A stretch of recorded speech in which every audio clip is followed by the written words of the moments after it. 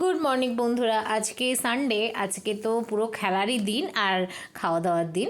তো আমি আজকে রান্না করব চিকেন বিরিয়ানি আর তোমাদেরকে পুরো রেসিপিটা দেখাবো।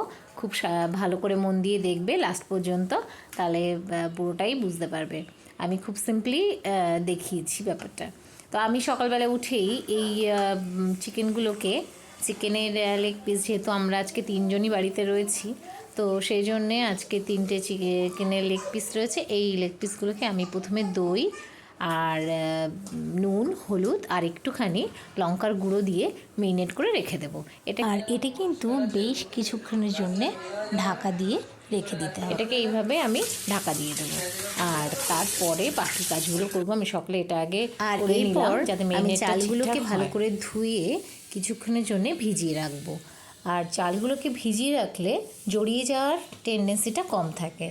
আর যখন রান্না করতে হবে তখন সামান্য একটু, যেহেতু বিরিয়ানির রাইসটাও ভীষণ ইম্পর্ট্যান্ট, সেই জন্যে ওর মধ্যে একটু সামান্য তেল, যে তেলটা রান্না হবে, আমি জেনারেলি সাদা তেলটাই ইউজ করি। ওর মধ্যে একটুখানি 1 চামচ সাদা তেলও আমি দিয়ে দিই, যাতে ভাতটা একের সঙ্গে আরেকটা না লেগে যায়। তো আমি ওটাকে রেখে দিচ্ছি, আর বাকিগুলো আমি এরপরে আস্তে আস্তে করে নেবো। যেগুলো একটু বেশিক্ষণ রেখে দেওয়ার ব্যাপার ছিল সেগুলো আগে একটু করে নিলাম। আর এবার আলু নিয়ে এসেছি। আলুগুলোকে প্রথমে আমি একটু ধুয়ে নিলাম, আর তারপর পিলার দিয়ে এগুলোকে ভালো করে খোসাটা ছাড়িয়ে নিয়ে এবার আলুগুলোকে আমি, যেহেতু বিরিয়ানির আলুটা মোস্ট ইম্পর্ট্যান্ট, ওটা সেদ্ধ হওয়াটা, সেই জন্যে আমি এটাকে প্রেশার কুকারে দিয়ে দিই। আর প্রেশার কুকারের মধ্যে একটু সামান্য নুনও দিয়ে দিই, যাতে আলুর টেস্টটা ঠিকঠাক থাকে। আর একটু নুন দিয়ে দিলে আলুর ভেতরে নুনটা ঢুকে যায় খুব ভালোভাবে, আর বিরিয়ানি যখন আলুটা খাবো আলুটাও বেশ টেস্টি লাগে। তো আমি এই যে একটু নুন দিয়ে দিয়েছি, এবার এটাকে আমি বসিয়ে দেবো। আর এদিকে আমি পেঁয়াজ রসুনগুলোকে ছাড়িয়ে নেব। পুরো একা হাতে কাজ করতে হয়, তো সেই জন্য স্টেপ বাই স্টেপ এটাকে যদি ঠিকঠাক সুন্দর করে করা যায় তাহলে অসুবিধা হয় না।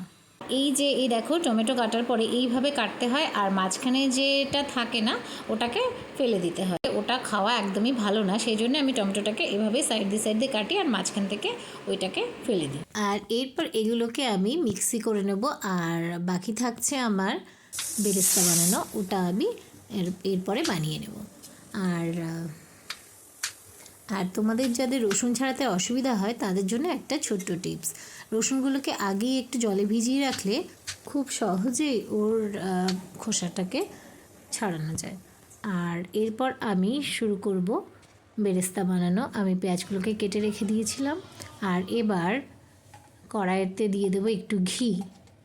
যেহেতু বেরেস্তাটা একটু ক্রাঞ্চি হওয়ার দরকার, সেজন্য ঘি দিয়ে ওটাকে ফ্রাই করে দিতে হয়। তো আমি প্রথমে কড়াতে দিয়ে দিয়েছি একটুখানি ঘি, আর পেঁয়াজগুলোকে দেখেছো তোমরা আগেই কাটা ছিল, সেই একদম সরু সরু করে কাটা ছিল, তো ওইগুলোকে দিয়ে দিলাম কড়াইয়ের মধ্যে, ঘিয়ের মধ্যে ফ্রাই করার জন্যে। আর এর মধ্যে আমি দিয়ে দেবো সামান্য, আমি একটুখানি চিনি দিয়ে দেবো। চিনি দিলে ওটা বেশ লাল একটা সুন্দর কালার আসে, আর বিরিয়ানির কালারটাকেও ভালো করে। আর আমি এর আগে একটু ইয়েও করে রেখেছিলাম, মানে দুধের মধ্যে একটু কেশর ভিজিয়ে রেখেছি।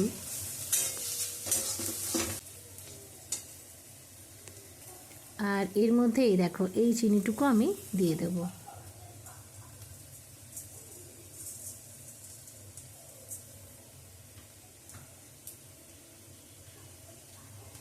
আর একটু পরে এটা বেশ সুন্দর একটা কালার আসবে। আর এই যে আমি দুধের মধ্যে একটুখানি কেশর ভিজিয়ে রেখেছি,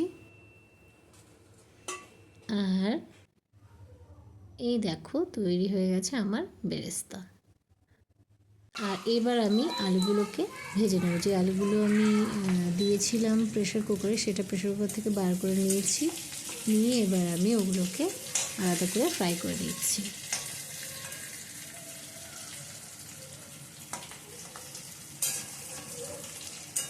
আর তার পাশে আমি হাঁড়িতে ভাতটাকে বসিয়ে দিয়েছি। আর বিরিয়ানির ভাতটা যেহেতু প্রচণ্ড ইম্পর্ট্যান্ট, তো সেটাকে সবসময় খেয়াল রাখতে হবে এবং হাই ফ্লেমে এটাকে করতে হবে। আর ওর মধ্যে আমি দিয়ে দিয়েছি নুন আর একটুখানি তেজপাতা। আর এদিকে আমি ব্লেন্ড করে রেখেছিলাম সমস্ত মশলাগুলোকে, সেগুলোকে এবার একটু কষিয়ে নেব।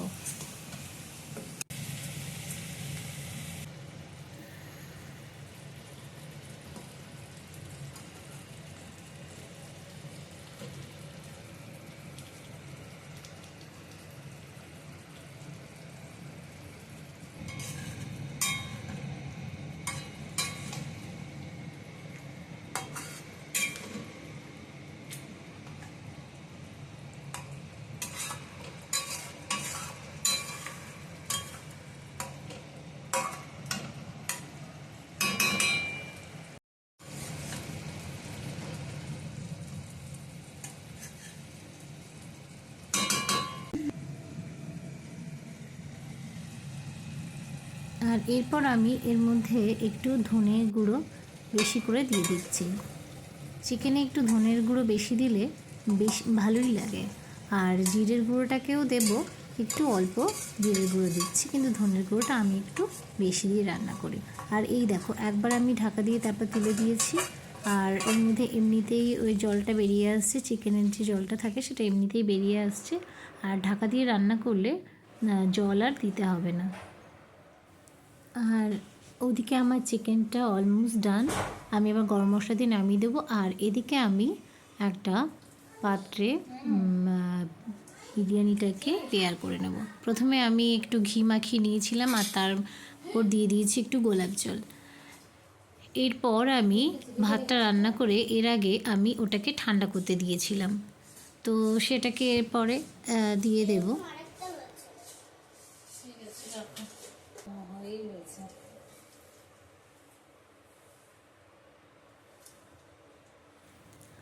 আর এইভাবে আস্তে আস্তে এটাকে খুব বেশি স্পুন ইউজ না করাই ভালো, কারণ স্পুন ইউজ করলে ভাতটা ভেঙে যাওয়ার একটা চান্সেস থেকে যায়। তো সেই জন্য আমি এটাকে যেহেতু ঠান্ডাও করে নিয়েছিলাম, তাই আমি হাত দিয়ে এটাকে লেয়ার করে দিচ্ছি। আর এরপরে এর মধ্যে আমি একটুখানি এই যে আমার করা ছিল বেরেস্তা, এবার এই বেরেস্তাটাকে দিয়ে দেব, যাতে বিরিয়ানির কালারটা বেশ সুন্দর আসে।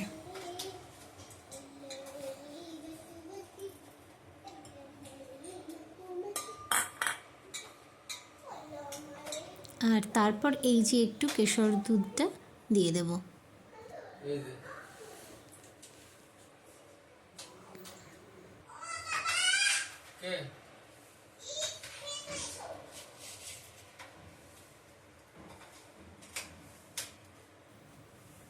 আর এরপর আলুগুলোকে আমি সাজিয়ে দিচ্ছি ওর ওপর দিয়ে।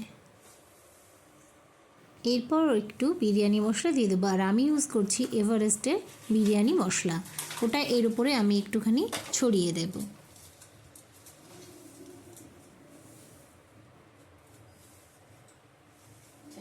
মশলার গন্ধ আছে কিনা।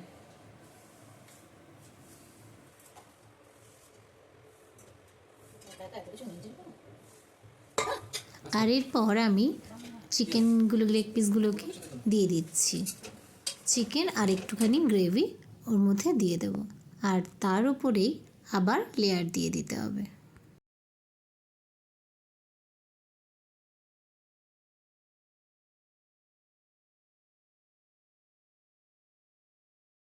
আবারও সেমভাবে এই ভাতের উপরে আবার একটু বেরেস্তা দিয়ে দেব।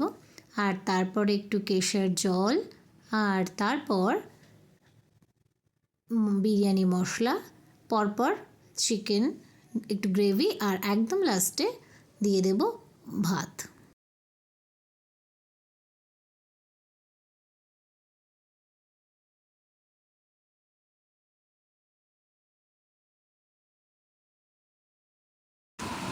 আর এরপরে আমি একটা ঢাকা দিয়ে লো ফ্লেমে বিরিয়ানিটাকে দমে বসিয়ে দেব। আর তারপরেই আমার রেডি হয়ে যাবে।